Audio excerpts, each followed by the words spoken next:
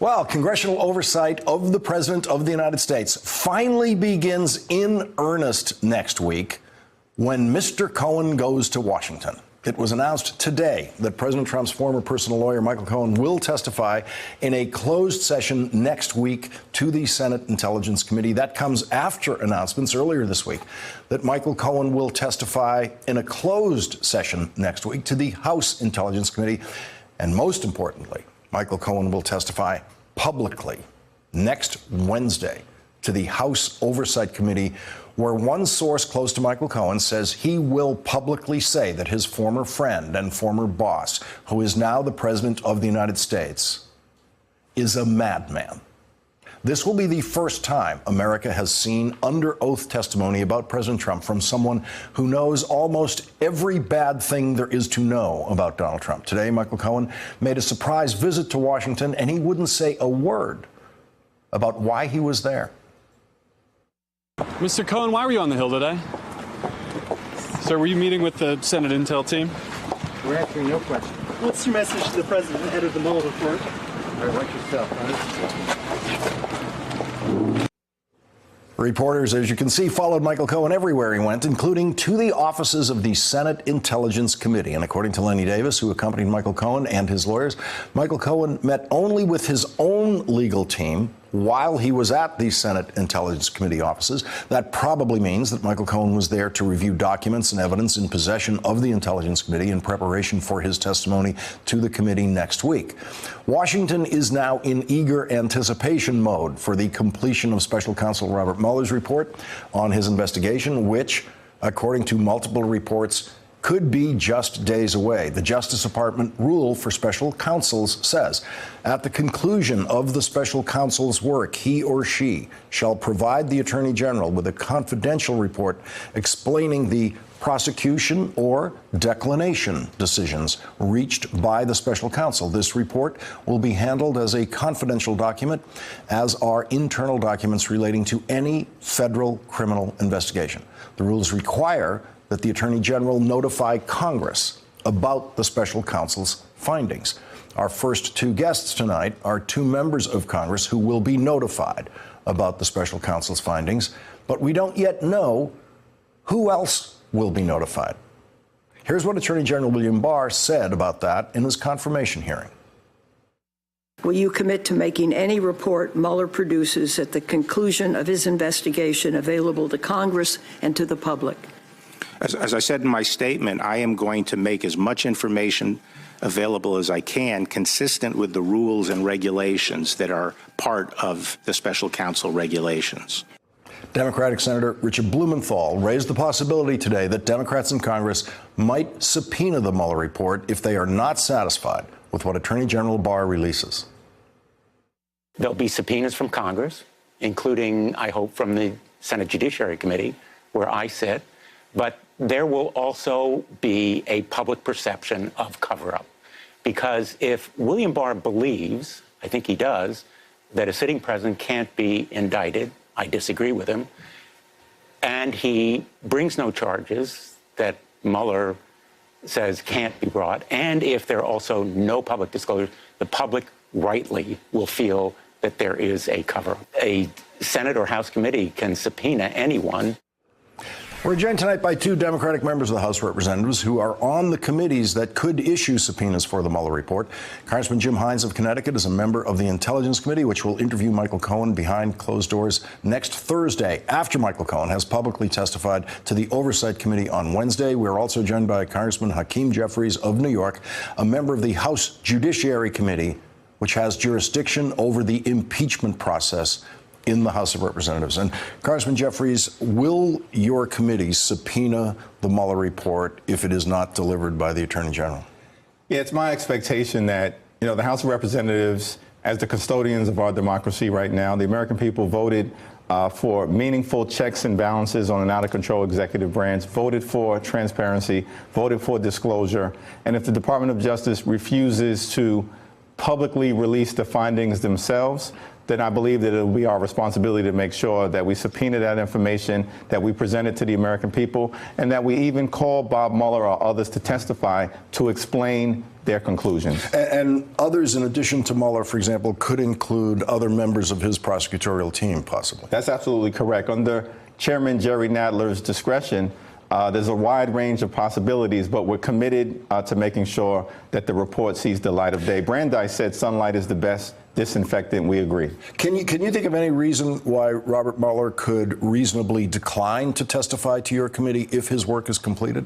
Well, I think he could potentially conclude, if the report is publicly available, that it speaks for itself. And certainly he has taken the position that he's declined to be public in his communication with the American people. He's let his work speak for itself to date.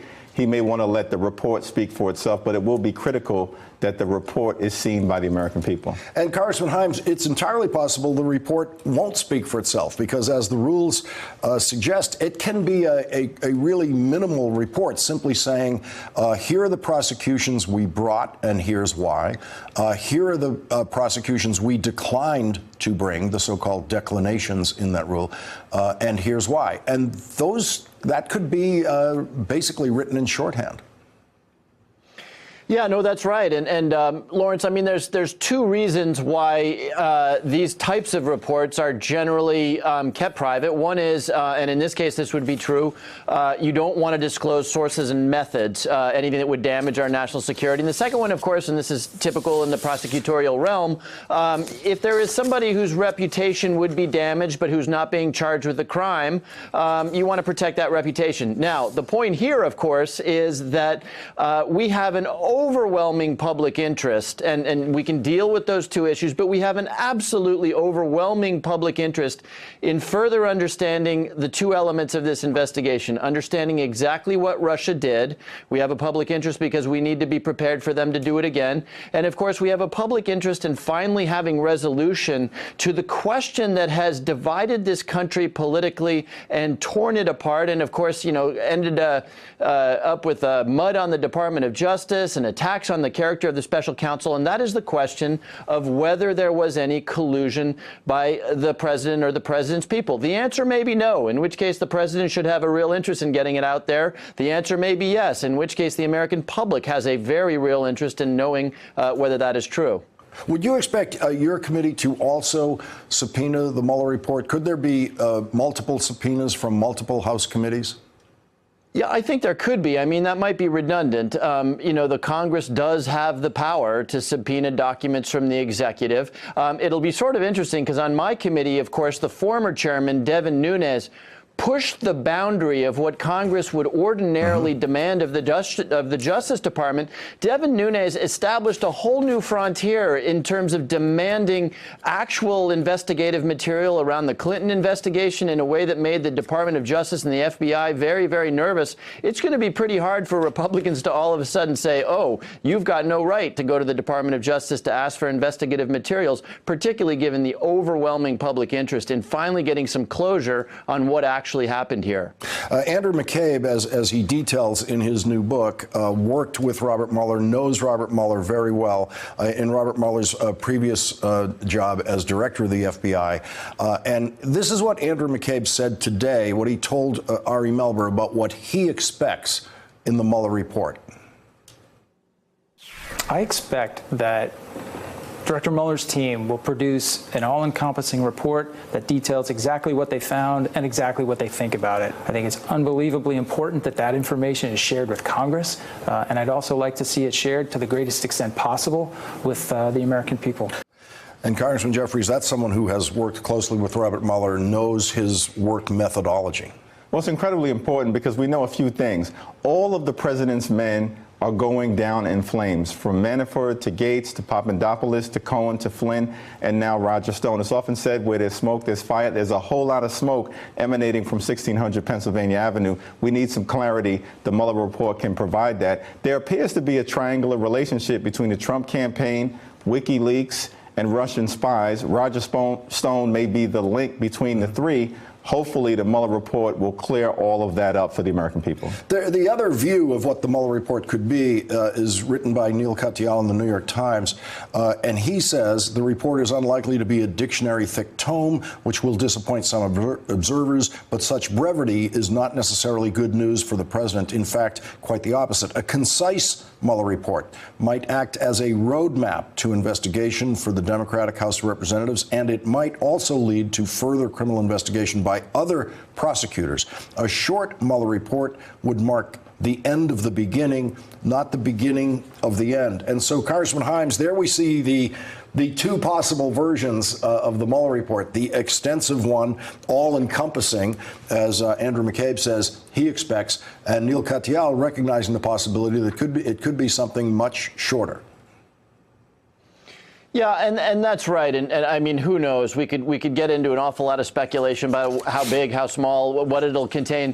One thing is for sure, and I say this because one of the real tragedies of this whole experience has been the President of the United States and the President's people damaging the reputation of Robert Mueller, a man who was wounded in Vietnam, combat veteran, a lifetime of service to this country, besmirched and attacked and smeared by the Trump administration, by the president himself. One thing is for sure, Bob Mueller's interests will be the interests of the American people and doing the right thing. So my guess is Bob Mueller will have figured out a way to either establish the facts or, as Mr. Katyal said, if those facts point in questionable directions that are beyond the jurisdiction of his investigation, he will point to them in such a way that other prosecutors or the Congress of the United States could pursue them.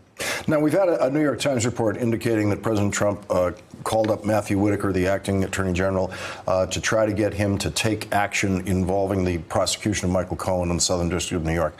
Let's listen to what Matthew Whitaker said to your committee when he testified about this. At no time has the White House asked for, nor have I provided, any promises or commitments concerning the special counsel's investigation or any other investigation. Did the president lash out to you about Mr. Cohen's guilty plea? No, he did not. Mr. Whitaker, did the president lash out to you on or about December 8th, 2018, to discuss a case before the Southern District in New York where he was identified as individual one? No, Congressman.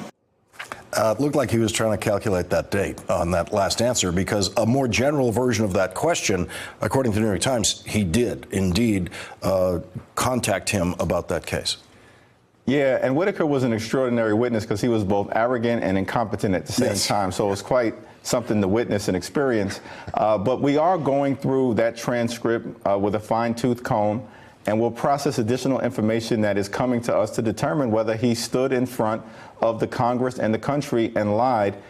There's every reason in the world to believe, knowing this president, that he was likely to have pushed the envelope with Whitaker, and that's probably the reason that he placed him there in the position in the first place.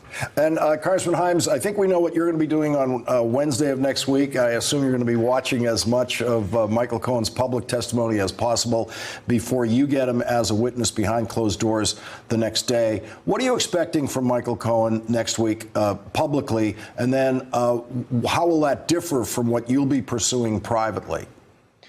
Yeah, that's a good question, and I'm not sure that his testimony will be dramatically different in private than in public. Michael Cohen was not employed by the CIA, the NSA, the military. He hadn't spent a lot of time in classified environments, so I don't imagine that there will be material that he can't speak about in open session that he could in front of the intelligence committees. What is really remarkable, though, now I think we're up to 3 different committees in which he will be testifying, and I've got at least 2 questions. Number one is, does he have evidence of criminal wrongdoing that for whatever reason wasn't pursued by the special counsel? And number 2, this I think is going to be primarily a political event. All we know about what Michael Cohen told the special counsel is what the special counsel has told various courts in sentencing memos and that sort of thing. Michael Cohen is going to tell stories. And we know this president's behavior in public is behavior that we would not tolerate in our teenage children. Can you imagine the stories that Michael Cohen has to tell about the president's behavior in private? I have to assume assume that the White House is very nervous, not so much about the legal implications here, but by the political implications of somebody who knows the president intimately and telling those stories. Congressman Jeffries, quickly before we go, the House resolution to block the president's emergency declaration, is that going to be voted on tomorrow or just introduced tomorrow? It'll be introduced tomorrow. It will be voted on next week. It'll be supported by every single member of the House Democratic Caucus, and we expect some Republicans will support it as well. That leads into our next segment, which is about a very important lawsuit that's being brought against the border wall and the declaration of emergency. Congressman Hakeem Jeffries and Congressman Jim Himes, thank you both very much for starting us off tonight. Really appreciate it. Thank you. Thanks for checking out our YouTube channel. Subscribe by clicking on the button below for more from The Last Word and the rest of MSNBC.